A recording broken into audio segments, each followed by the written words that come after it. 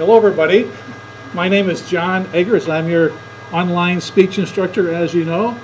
I'm in front of my public speaking class. We're meeting on a Tuesday evening from 6 to 9 o'clock, and I have 20-some great-looking students right here in this room. I mean, they really are good-looking students. I'm surprised they all put you together in one particular room. They really are good-looking kids. What I'm going to do tonight is I'm going to give the second of the impromptu speeches. You already have one on YouTube. This is the second one. Tonight I'm going to ask them to give me a topic, and I'm going to talk on that topic. I'm going to try to do 3 or 4 things while giving this impromptu speech.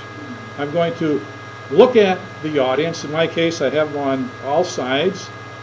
I'm going to try to avoid using any ums or ahs or okays or any sloppy language like that. Gunnas, getchas, and all that kind of stuff. You knows, so's, okays. I try to avoid using that.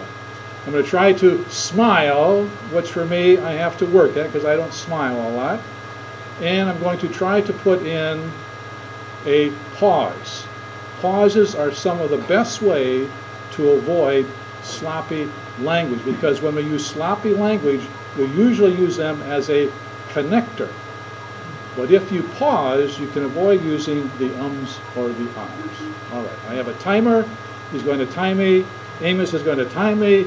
And Kerry's going to select a topic for me. Jail. He selected jail. What a great topic that is. I've never been in jail. How many here have been in jail? Be honest now. Let's see your hands. All right, the whole class has been in jail. I'm surprised. I thought they were good kids, but no. I almost got put in jail one time, however, and I remember this very, very vividly. When I was about 16 years old, I just learned how to drive a car. And I'm not good around cars. I went to the movies in Waseca, Minnesota. And I got out of the movie. I was driving a 1950 four-door Chevrolet. I got out of the movies and I was parked diagonally. Rather than pull out and then go forward, I backed way across the street and then turned that way. And of course, when I backed way across the street, I hit a car. I thought I just bumped it. I didn't think I really damaged it. I was 16 years old, didn't really know what to do, lacking experience. Well, I got in just drove back to my hometown of Waterville, which is 10 miles away. That Saturday, no, it was actually a Friday, because we were playing Medford in football that night, and we won the game.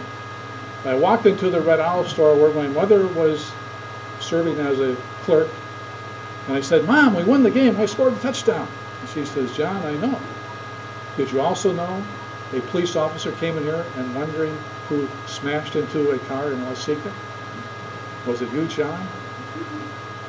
Well, so what did I do? I had to appear in court in Lee Center before some judicial figure, and I was a little bit worried because I've never done this before. There was another guy sitting out in the waiting room. My mom was then talking to the judge or whoever. And I wanted to be cool, so I asked this boy, I said, "What are you in for?" He said, he did. But anyway, that was the closest I've come to jail. I really hope that nobody here ever goes to jail again. Applause.